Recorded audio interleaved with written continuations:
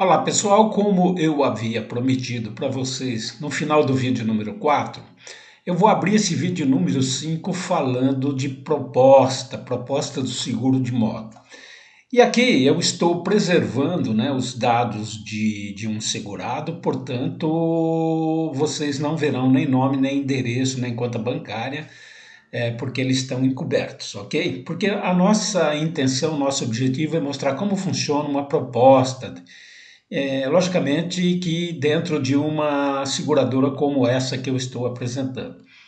Então aqui nós temos os dados pessoais, aonde você pode observar que nós temos aqui o dado do segurado, mas antes, olha, observe bem, na vigência das 24 horas do dia 12 do 4 até as 24 horas do dia 12 do 4 de 2023. É uma apólice de 2022, onde ela vai até 2023. Então observem vocês que é uma vigência de um ano e ela deverá ser renovada. Aqui eu chamo atenção na data, né, do dia 12 de abril de 2023, que você faça o seu agendamento para uma pré-venda, ou seja, antes, né, 30 dias antes do vencimento dessa proposta, já entrar em contato com o cliente para providenciar a renovação, atualização. Obviamente que eu estou falando com o objetivo de renovação de proposta, de apólice, né?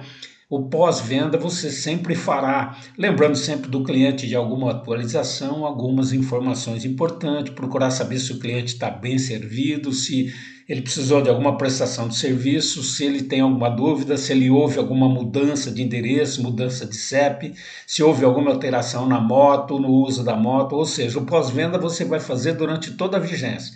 Porém, aquela que o objetivo é único, né, de fazer a renovação, então você tem que providenciar sua agenda, organizar sua agenda para o dia 12 de abril de 2023 e fazer um novo contato. Obviamente que você deve estar assistindo esse vídeo após essa data, mas nós estamos utilizando isso daqui como exemplo. Então aqui nós vamos colocar o CEP, nós vamos colocar o nome do segurado, o endereço completo, o bairro, a cidade, o estado e o CEP da residência. Depois nós temos aqui demonstração do prêmio, né? Aqui nós podemos observar que ele foi dividido em 10 parcelas, né? Uma moeda real. Modo de pagamento aqui está sendo débito em conta. Provavelmente essa seguradora também oferece em cartão de crédito ou até em boleto. Aqui o número do banco, da agência e da conta que eu estou preservando, né? Onde será feito o débito na conta bancária. E aqui observe, ó, o prêmio líquido, ele é 793,24, depois nós vamos ver como foi dividido isso aí, ou seja, como que se chegou nesse prêmio. Não tem taxa mensal de juro, porque deve ser um apelo comercial ali fazer em 10 pagamentos sem juro, o valor do juro então é zero. Custo de apólice não é cobrado, IOF 58,54, e eu estou mostrando para vocês como é feito o cálculo aqui do lado, né? Que a taxa de IOF ela vai ser multiplicada pelo valor do prêmio líquido e acrescido no total, que vai levar o prêmio para 851,78. Puxando a tela mais para baixo, você vai ver o parcelamento, né, e os vencimentos e os seus valores, ok? E aqui são os dados do produto, ou seja, aqui nós temos a marca do produto, né, da moto, o modelo da moto, o ano modelo, o número da placa, o número do chassi, o tipo de franquia. Observe aqui que ele está fazendo uma franquia reduzida. Ele podia optar pela normal, como ele pode optar também pela franquia reduzida. E aqui ele optou pela reduzida, né? E olha que interessante, aqui a data de saída da nota fiscal. A nota fiscal dessa moto é do dia 11 de abril, ou seja, ele está fazendo, esse segurado está fazendo o seguro de um veículo a preço de novo, 0 km. Então aqui ele pede valor de novo, 0 km? Sim. Tipo de seguro, seguro novo, obviamente que é um seguro novo, porque ele está comprando esse seguro dentro da concessionária.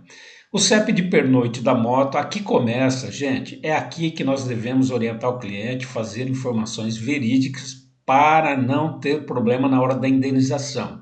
Então nós temos aqui o CEP de pernoite, a região de circulação. Aqui ele está dizendo que é conforme o CEP de pernoite informado, ou seja, dentro do CEP de pernoite a circulação será nas imediações. A cobertura básica, ele optou pela compreensiva, que é o seguro total, né? Onde tem todas aquelas coberturas de danos da natureza, incêndio, raio, explosão, roubo, furto, ou seja, cobertura total. Opção contratada, ele optou pelo básico, provavelmente é guincho limitado a 200 quilômetros, que a gente vai ver logo a seguir, mas é a assistência básica, ok? O dispositivo anti-roubo, se não tem, põe nenhum, se tem, coloca qual, né? A categoria de risco da moto ela é particular, ela não pode ser utilizada para uso comercial, e vocês vão ver que tem uma cláusula lá na frente, uma regrinha, né? E logo abaixo nós temos aqui franquia, os valores das franquias. Então a franquia reduzida, né, como ele optou pela reduzida, será R$ 745,39. Porém, no casco, se ele bater essa moto, quebrar a lanterna, né, o farol ou qualquer retrovisor, então ele tem as franquias separadas. Por quê? Porque ele fez a contratação da cobertura de lanternas, faróis e retrovisores, como a gente vai ver mais adiante. Então, para a franquia Lanternas, Faróis e Retrovisores, né, com o convencional inclusive, ele vai pagar R$ 100 de franquia. A LED 80, retrovisor 50, lanterna convencional 80, farol auxiliar milha 100 e auxiliar, né, lanterna auxiliar 80. Então essas são as franquias que serão deduzidas do pagamento da indenização da seguradora. E aqui embaixo você tem um aviso, vamos dizer assim. Para sinistros de lanternas, faróis ou retrovisores com danos em mais de uma peça no mesmo evento, será cobrada a franquia da peça danificada com valor mais alto de cada cobertura, ficando segurado isento da franquia das demais peças danificadas naquele evento. Você vê que bacana. Então você não vai pagar a franquia de um por um, não. Você vai pagar a franquia da peça mais cara, né? A franquia maior, ok? E aqui nós temos as coberturas que foram contratadas. Então ele contratou a cobertura de casco, né? O limite máximo indenizável é 100% da tabela FIP. Logicamente que esse valor da tabela FIP, ela vale na data do sinistro. Por exemplo, eu contratei a minha moto, ela estava valendo 15 mil. Daqui 6 meses essa moto está valendo 16 mil, por exemplo. Então o que vai valer? Vai valer a tabela FIP da data da ocorrência do sinistro, ok? O prêmio contratado 546,98 e aqui novamente citando a franquia reduzida 745,39. Aí ele fez uma contratação de segurado, fez a contratação da responsabilidade civil facultativa veicular. E ele contratou danos materiais de 50 mil, vai pagar a bagatela de 44,17 anual, danos corporais 50 mil, vai pagar também um prêmio baixo de R$ 50,97. Os danos morais de 10 mil vai pagar uma bagatela de 11,78. Veja a importância de se contratar essa cobertura, porque além dela ser barata, ela tem um custo-benefício fantástico. Assistência 24 horas, ele optou pelo plano 1, que não é o basicão, né, que a gente chama, 85,47, muito barato por ser anual. Lanternas, faróis e retrovisores, que nós vimos lá em cima como são divididas as franquias, também um preço relativamente baixo, de 53,87, totalizando um prêmio final de 793,24, que é aquele prêmio que ele dividiu em 10 pagamentos.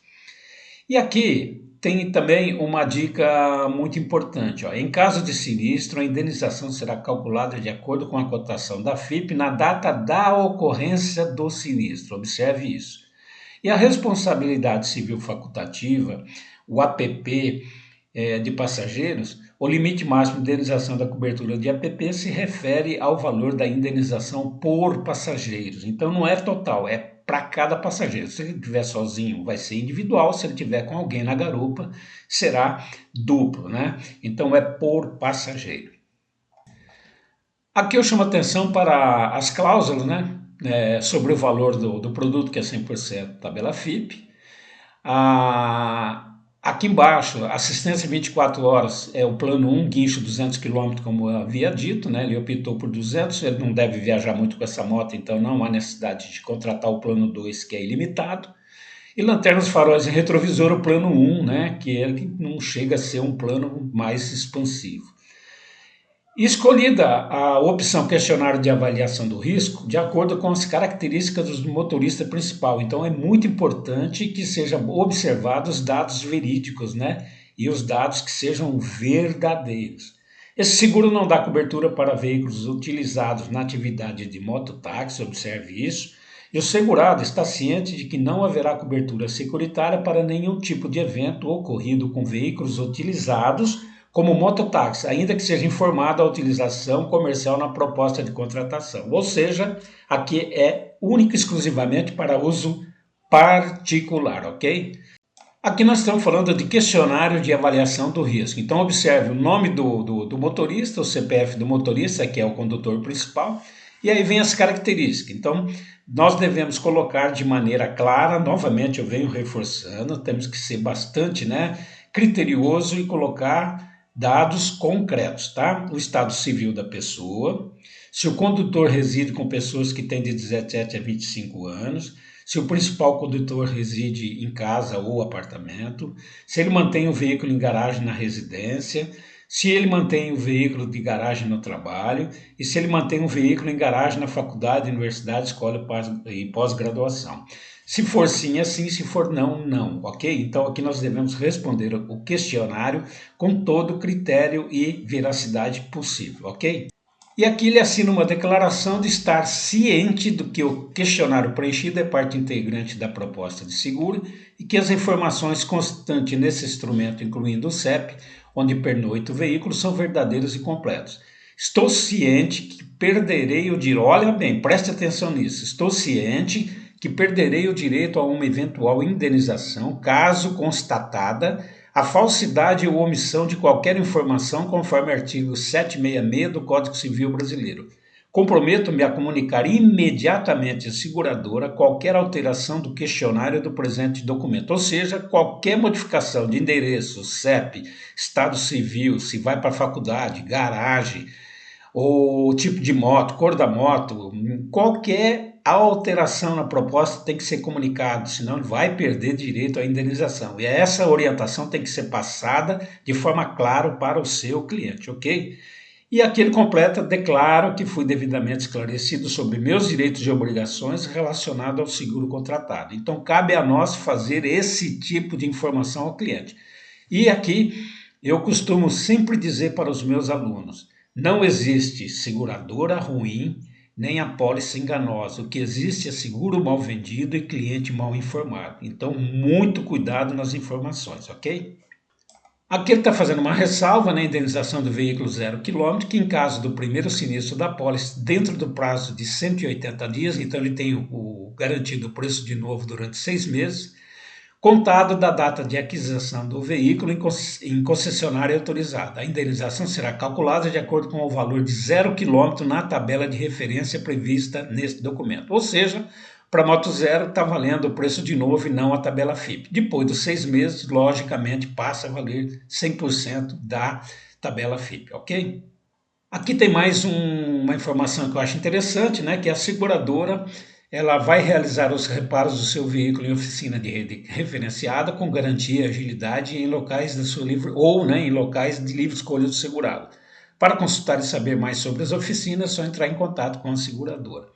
Aqui também tem tipo de peça para reparos. Em caso de sinistro com acionamento da cobertura compreensiva de colisão, incêndio, roubo e furto, a seguradora se compromete a utilizar peças originais e novas nos reparos do veículo. Olha que bacana, um seguro onde todas as avarias e danos serão utilizados peças de reposição originais. Então é assim que funciona uma apólice e no próximo vídeo nós vamos ver como funciona a apólice também de uma moto de alta cilindrada. Te encontro no vídeo número 6.